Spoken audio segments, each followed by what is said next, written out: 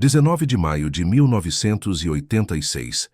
21 objetos não identificados invadiram o espaço aéreo brasileiro. A Força Aérea mobilizou caças Mirage e F-5 para interceptar. Radares de controle civil e militar detectaram tudo. E no dia seguinte, o ministro da Aeronáutica deu coletiva de imprensa, admitindo publicamente que algo inexplicável tinha acontecido. Neste vídeo, você vai descobrir todos os detalhes da noite oficial dos OVNIs no Brasil. O que realmente aconteceu em 19 de maio de 1986.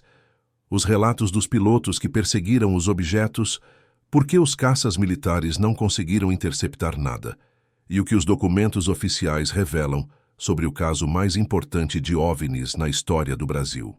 Fique até o final, porque os testemunhos e evidências documentadas vão provar que essa noite realmente aconteceu e mudou para sempre como o Brasil trata o assunto de objetos não identificados. A noite oficial dos OVNIs no Brasil começou, na verdade, algumas horas antes da meia-noite, do dia 19 de maio de 1986. Os primeiros relatos vieram de São José dos Campos, no interior de São Paulo, por volta das 20 horas. Controladores de tráfego aéreo do Centro Integrado de Defesa Aérea e Controle de Tráfego Aéreo, o SINDACTA, começaram a detectar em seus radares objetos que não correspondiam a nenhum voo civil ou militar programado. Inicialmente, pensaram que poderia ser erro de equipamento ou retorno falso de radar. Mas os sinais eram sólidos, persistentes e se moviam de formas que não faziam sentido para aeronaves convencionais. Por volta das 21 horas, os relatos começaram a se multiplicar. Pilotos comerciais de voos regulares reportaram avistamentos visuais de luzes não identificadas. Um piloto da VASP voando de Brasília para São Paulo reportou ter visto múltiplas luzes brilhantes que acompanharam sua aeronave por vários minutos antes de acelerar e desaparecer em velocidade impossível. Um piloto da Transbrasil, em voo próximo ao Rio de Janeiro, reportou objetos luminosos executando manobras em formação que nenhuma aeronave conhecida poderia fazer. O que tornou a noite oficial dos OVNIs no Brasil diferente de outros avistamentos foi a escala e a confirmação oficial. Não eram apenas testemunhas isoladas ou relatos não verificados. Eram múltiplos radares militares e civis detectando os mesmos objetos simultaneamente. Eram pilotos comerciais experientes fazendo relatos consistentes, e eram autoridades militares sendo forçadas a responder em tempo real a uma situação que não podiam ignorar nem explicar facilmente. Por volta das 22 horas e 30 minutos, a situação escalou ao ponto onde o Comando de Defesa Aeroespacial Brasileiro decidiu que precisava agir. Caças militares foram colocados em alerta em múltiplas bases. A decisão foi tomada de fazer decolagem scramble, que é quando caças interceptadores são enviados imediatamente para investigar intrusões não identificadas no espaço aéreo nacional. Isso não é decisão tomada levianamente. Requer autorização de comando superior e só acontece quando há ameaça potencial real à segurança do espaço aéreo. Às 23 horas, a primeira decolagem Scramble foi autorizada. 3 caças F-5E Tiger Segundos decolaram da base aérea de Santa Cruz, no Rio de Janeiro. O líder da formação era o capitão Armindo Souza Viriato de Freitas. Junto com ele estavam o primeiro-tenente Kleber Caldas Marinho e mais um piloto.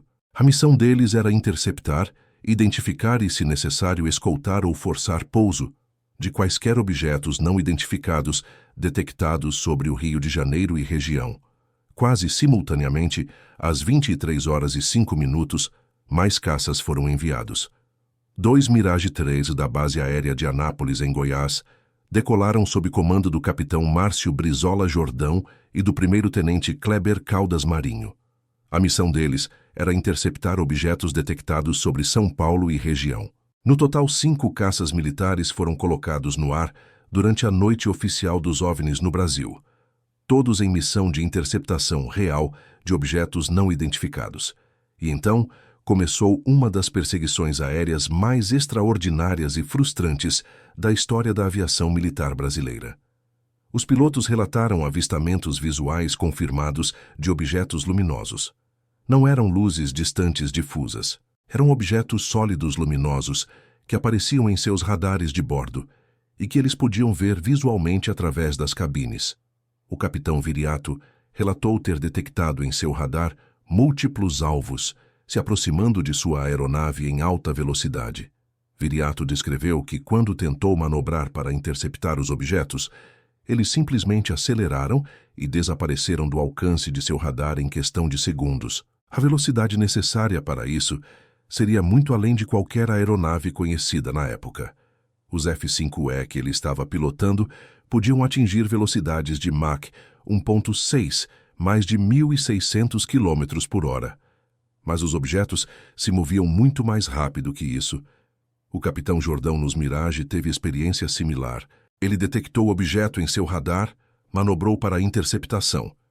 E quando se aproximou, o objeto executou mudanças de direção instantâneas que violariam todas as leis conhecidas de física aeronáutica. Nenhum piloto humano poderia sobreviver às forças G geradas por mudanças de direção tão bruscas em velocidades tão altas. Os Mirage que Jordão pilotava eram alguns dos caças mais avançados no inventário brasileiro na época, capazes de Mach 2.2, mais de 2.400 km por hora. Mas não eram páreo para os objetos. Você consegue imaginar ser piloto militar altamente treinado, voando uma das aeronaves mais rápidas do mundo, e não conseguir nem se aproximar de algo que está invadindo seu espaço aéreo? Deixa nos comentários o que você teria feito nessa situação. Durante aproximadamente 1 hora, os 5 caças perseguiram os objetos sobre São Paulo, Rio de Janeiro e região. Eles fizeram múltiplas tentativas de interceptação. Eles confirmaram detecções de radar, tanto dos radares de bordo quanto dos radares terrestres que estavam acompanhando toda a operação. Eles tiveram confirmações visuais diretas, mas em nenhum momento conseguiram se aproximar o suficiente para a identificação definitiva. Os objetos pareciam estar brincando com os caças, permitindo aproximação até certo ponto e então acelerando para distâncias impossíveis. O que tornava a situação ainda mais extraordinária era o número de objetos. Não era um objeto isolado. Os radares terrestres detectaram ao longo da noite 21 objetos distintos em diferentes momentos e localizações.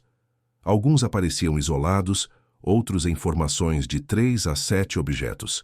Eles se moviam sobre áreas densamente povoadas, incluindo a Grande São Paulo e o Rio de Janeiro. Milhões de pessoas estavam abaixo dessas rotas de voo. E ninguém no comando militar sabia o que eram esses objetos nem o que queriam. Por volta da 00:30, os caças começaram a ter problemas de combustível. Missões de interceptação em velocidade máxima consomem combustível extremamente rápido. Os F-5E e Mirage não podiam permanecer no ar indefinidamente. Um por um, os caças foram forçados a retornar às bases para reabastecimento. E assim que pousavam, os objetos simplesmente desapareciam dos radares. Era como se soubessem que a ameaça tinha sido neutralizada temporariamente. Houve discussão sobre enviar mais caças depois que os primeiros retornaram. Mas os objetos já tinham desaparecido completamente dos radares por volta da 1 da manhã do dia 20 de maio. A noite oficial dos OVNIs no Brasil tinha durado aproximadamente 5 horas de detecções contínuas e 1 hora de perseguição ativa por caças militares. E então simplesmente terminou sem explicação, deixando militares, controladores de tráfego aéreo e pilotos completamente perplexos. O que aconteceu nas horas e dias seguintes é o que realmente torna esse evento único na história brasileira. Normalmente, quando há avistamentos de OVNIs, mesmo quando envolvem militares, a resposta oficial é negação ou silêncio. O governo nega que algo aconteceu, ou diz que foi mal entendido, ou simplesmente se recusa a comentar. Mas depois da noite oficial dos OVNIs no Brasil, a resposta foi completamente diferente. No dia 20 de maio, apenas algumas horas depois dos eventos da noite anterior, o ministro da Aeronáutica Octávio Júlio Moreira Lima convocou coletiva de imprensa extraordinária em Brasília. Isso por si só já era sem precedentes. Ministros militares não convocam coletivas de imprensa sobre avistamentos de OVNIs a menos que algo muito sério tenha acontecido. A sala estava cheia de jornalistas de todos os principais veículos de comunicação do Brasil. E então o ministro Moreira Lima fez algo que nenhum oficial militar de alto escalão tinha feito antes no Brasil. Ele admitiu publicamente e sem ambiguidade que algo extraordinário tinha acontecido. Ele confirmou que radares militares e civis tinham detectado múltiplos objetos não identificados. Ele confirmou que caças militares tinham sido enviados em missão de interceptação. Ele confirmou que os pilotos tinham avistado os objetos visualmente e detectado em radares de bordo. E ele admitiu que não tinha explicação para o que tinha acontecido.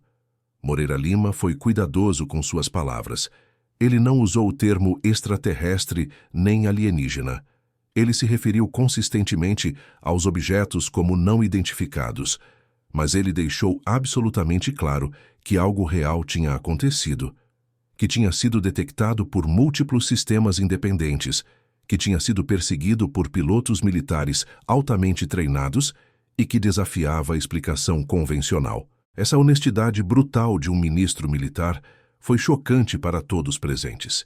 Ele também anunciou que o Ministério da Aeronáutica iria realizar investigação completa do incidente.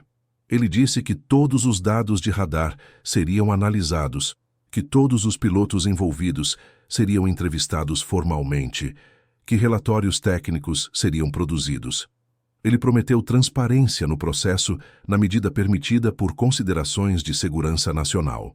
E ele convidou a comunidade científica brasileira a participar da análise dos dados.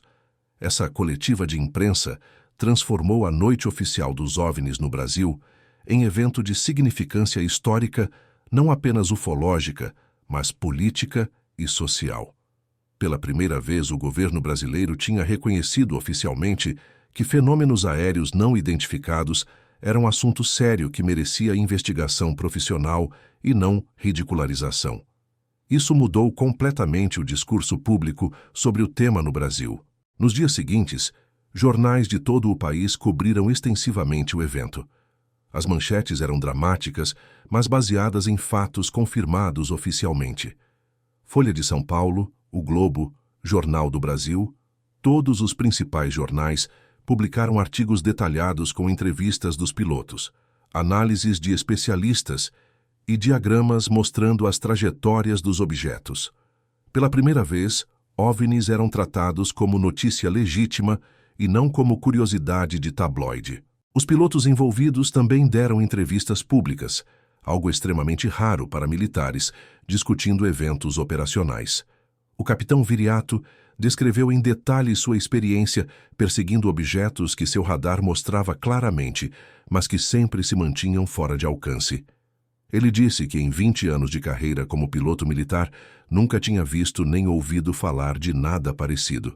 Ele enfatizou que não estava especulando sobre a origem dos objetos, mas que definitivamente eram reais, sólidos e controlados por algum tipo de inteligência baseado nas manobras coordenadas que executavam.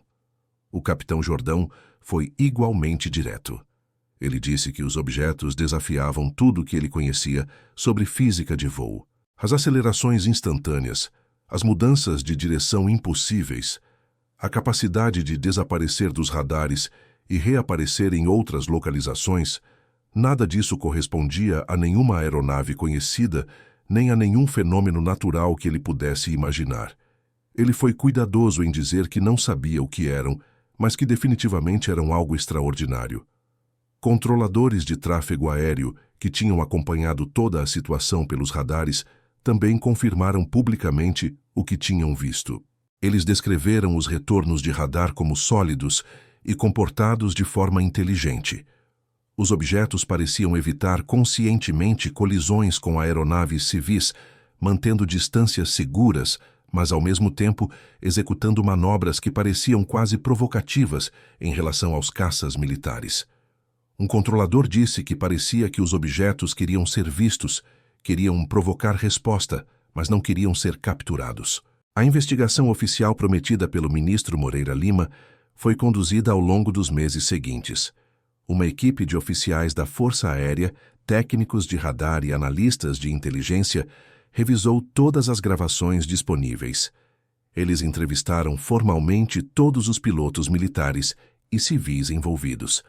Eles analisaram dados de múltiplos radares para tentar determinar trajetórias precisas dos objetos. Eles consideraram todas as explicações possíveis convencionais, incluindo aeronaves não autorizadas, fenômenos meteorológicos, mau funcionamento de equipamento ou operações militares secretas não coordenadas.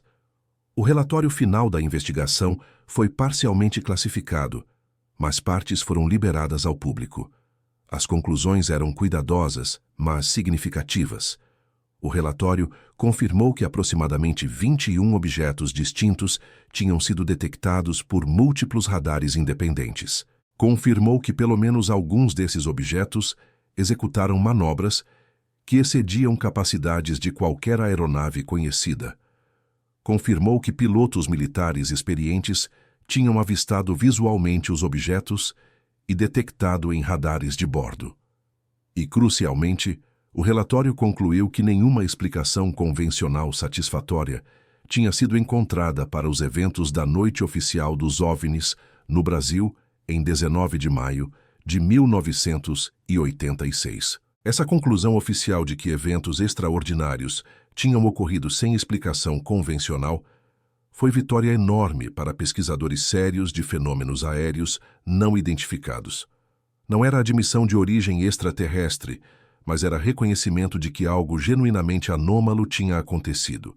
E ao contrário de muitos casos ao redor do mundo, esse reconhecimento veio diretamente das mais altas autoridades militares e foi acompanhado por dados verificáveis de radar e testemunhos de profissionais altamente credenciados. Mas a história da Noite Oficial dos OVNIs no Brasil não terminou com a investigação inicial. O evento teve consequências de longo prazo para como o Brasil trata o fenômeno OVNI.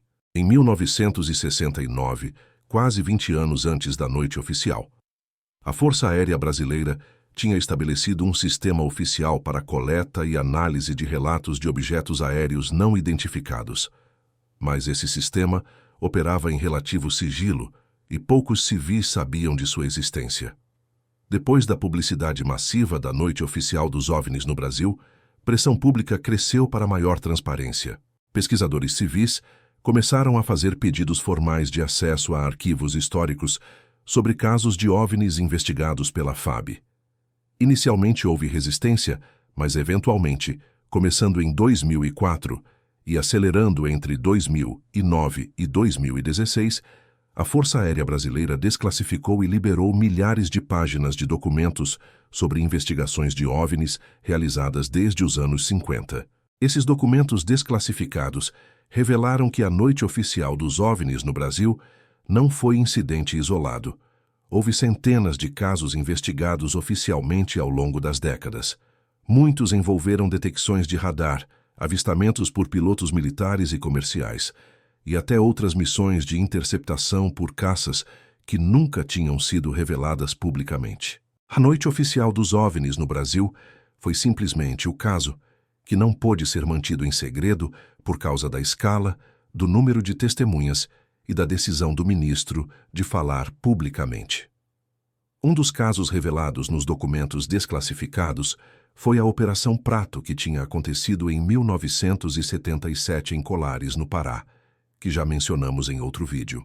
Outro caso documentado foi avistamento por tripulação de Boeing 737 da VASP em 1982, onde objeto não identificado acompanhou a aeronave por 40 minutos sobre o Oceano Atlântico, detectado tanto visualmente quanto por radar de bordo. Dezenas de outros casos similares estavam nos arquivos, todos investigados oficialmente, muitos sem explicação convencional satisfatória. A liberação desses documentos transformou o Brasil em um dos países mais transparentes do mundo em relação a investigações governamentais de OVNIs. Pesquisadores de todo o mundo passaram a usar o Brasil como exemplo de como governos deveriam tratar o assunto, com investigação profissional e transparência pública, ao invés de negação e ridicularização. Mas vamos voltar aos detalhes específicos da noite oficial dos OVNIs no Brasil e analisar algumas das teorias que foram propostas para explicar o que aconteceu. A primeira explicação considerada foi mau funcionamento coordenado de múltiplos radares. Mas essa teoria foi rapidamente descartada porque os radares operavam em frequências diferentes, eram de fabricantes diferentes e estavam em localizações geográficas diferentes. A probabilidade de todos apresentarem o mesmo tipo de retorno falso simultaneamente era estatisticamente impossível. A segunda explicação considerada foi fenômeno meteorológico incomum. Certas condições atmosféricas podem criar ecos de radar falsos ou fazer luz se refletir de formas que criam ilusões visuais.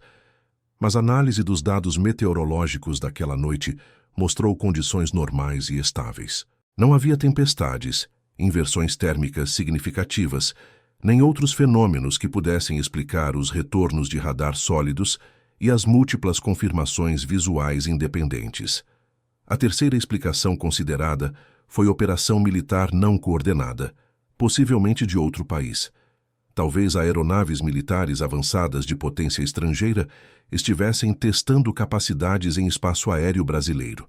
Mas essa teoria também tinha problemas sérios. Primeiro, as manobras observadas excediam capacidades de qualquer aeronave conhecida de qualquer país, em 1986. Segundo, realizar operação não autorizada tão óbvia sobre áreas densamente povoadas do Brasil seria ato de hostilidade extrema que teria consequências diplomáticas e militares graves. Terceiro, nenhuma inteligência militar de nenhum país nunca indicou que alguém tinha capacidade de fazer o que foi observado. A quarta explicação, e a única que alguns consideraram plausível, era que os objetos eram de origem não convencional, possivelmente extraterrestre.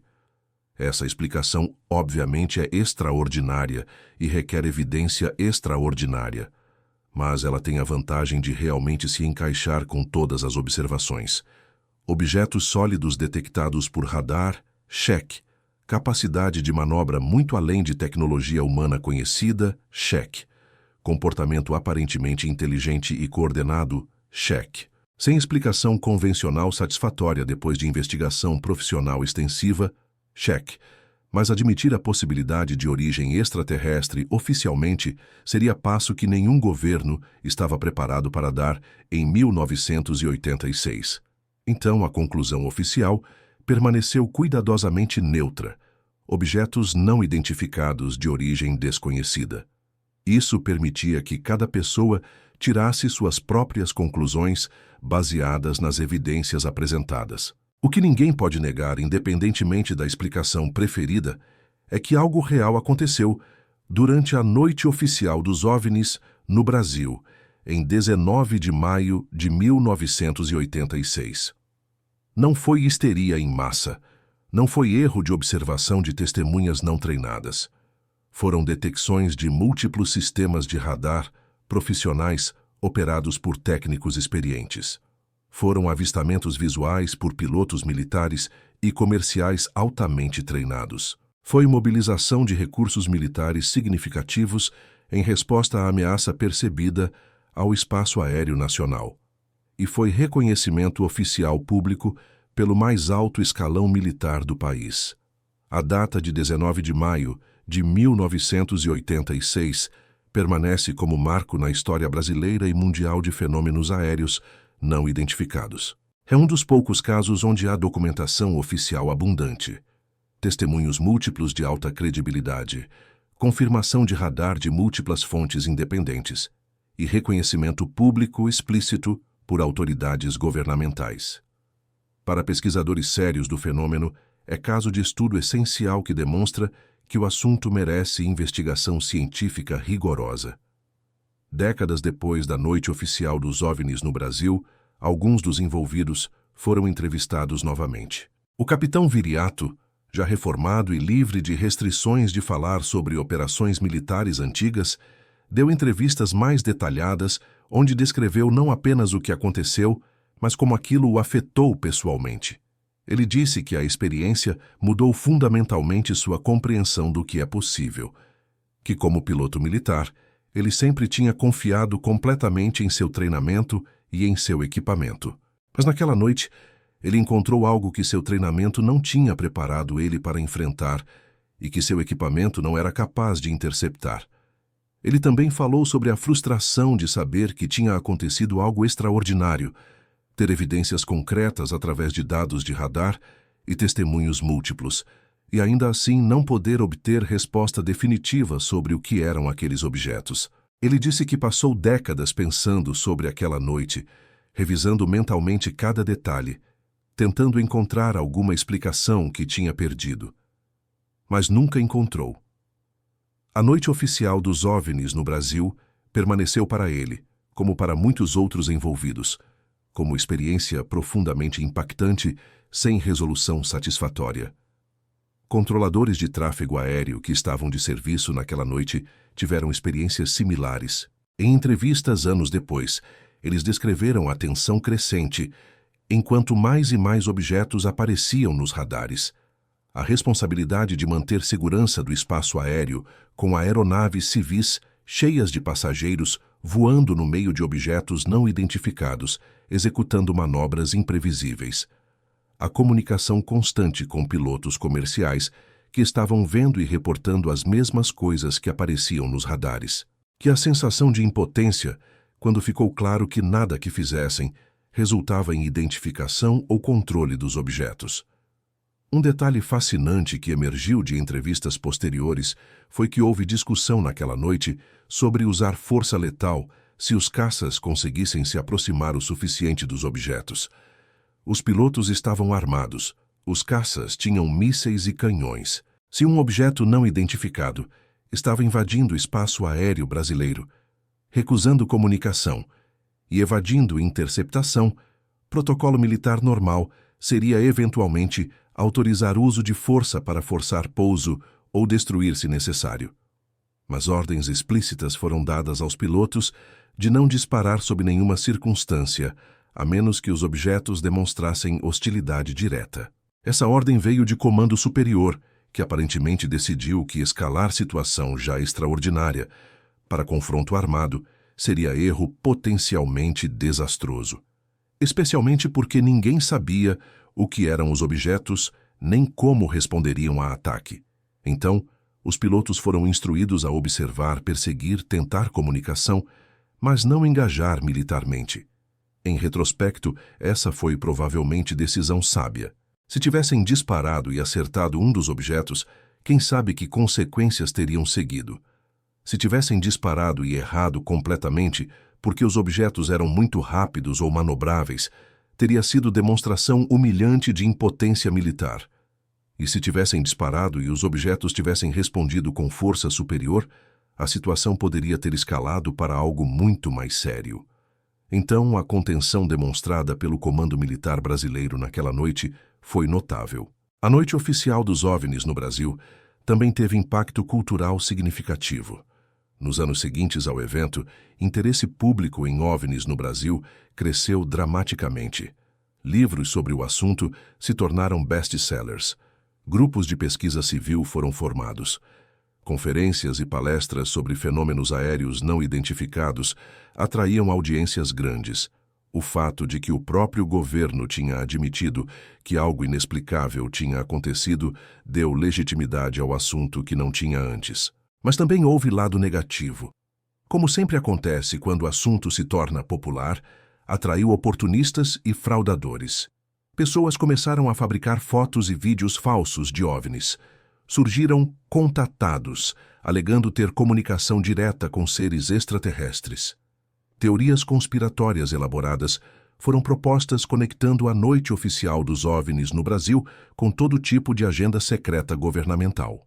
Isso inevitavelmente diluiu a seriedade do caso original, com camadas de nonsense que dificultaram separar fato de ficção.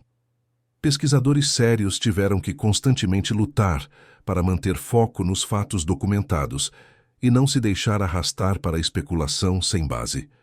Organizações como a Comissão Brasileira de Ufólogos trabalharam para estabelecer padrões de pesquisa rigorosos, documentar casos cuidadosamente e desmascarar fraudes óbvias. Eles usaram a Noite Oficial dos OVNIs no Brasil como exemplo de como investigação deveria ser conduzida, com múltiplas fontes de evidência, testemunhos críveis, análise técnica profissional e conclusões cautelosas, baseadas apenas no que podia ser demonstrado. Hoje, quase 40 anos depois da Noite Oficial dos OVNIs no Brasil, o evento permanece um dos casos mais bem documentados e oficialmente reconhecidos de fenômenos aéreos não identificados em qualquer lugar do mundo. Os documentos oficiais estão disponíveis publicamente nos arquivos desclassificados da Força Aérea Brasileira. Pesquisadores podem revisar os dados de radar, ler os relatórios oficiais dos pilotos, estudar a análise técnica conduzida pela investigação militar. Essa transparência é rara e valiosa.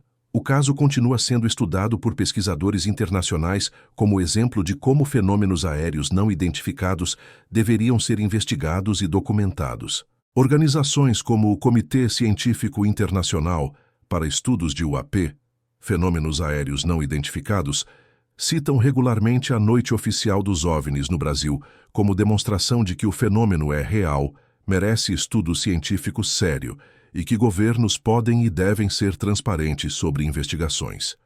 Alguns céticos ainda argumentam que deve ter havido explicação convencional que simplesmente não foi identificada na época. Eles sugerem que talvez com tecnologia de análise moderna, os dados de radar poderiam ser reinterpretados e explicação natural poderia ser encontrada. Essa é posição válida de ceticismo científico saudável. Infelizmente, a maioria dos dados brutos de radar não foi preservada em formato que permitiria reanálise com tecnologia moderna. O que temos são os relatórios produzidos na época baseados naqueles dados. Mas mesmo os céticos mais rigorosos geralmente concedem que algo incomum aconteceu. O desacordo é sobre a interpretação, não sobre os fatos básicos de que múltiplos objetos foram detectados por múltiplos radares, perseguidos por caças militares e nunca adequadamente explicados, mesmo depois de investigação profissional. Alguns céticos sugerem que talvez os objetos eram alguma forma exótica de fenômeno atmosférico que ainda não entendemos completamente. Outros sugerem possibilidade de tecnologia secreta de alguma nação que estava sendo testada. Mas ninguém apresenta essas explicações alternativas com muita confiança, porque as evidências realmente não se encaixam bem. O que parece mais provável, baseado em todas as evidências disponíveis, é que os objetos observados durante a Noite Oficial dos OVNIs no Brasil eram controlados por alguma forma de inteligência, demonstravam tecnologia muito além do que era publicamente conhecido em 1986 e permaneceram não identificados, apesar de investigação séria. Se eram de origem terrestre ou extraterrestre, é questão que não pode ser definitivamente respondida com os dados disponíveis. Mas que eram algo real e extraordinário, parece inegável. A Noite Oficial dos OVNIs no Brasil, em 19 de maio de 1986, mudou para sempre como o Brasil trata o fenômeno de objetos aéreos não identificados, estabeleceu precedente de transparência e investigação profissional, legitimou o assunto como digno de estudo sério e forneceu aos pesquisadores caso bem documentado que pode ser estudado e analisado por gerações. Independentemente da explicação final que eventualmente seja descoberta, o evento permanece como um momento histórico significativo na relação entre humanidade e o desconhecido que nos cerca.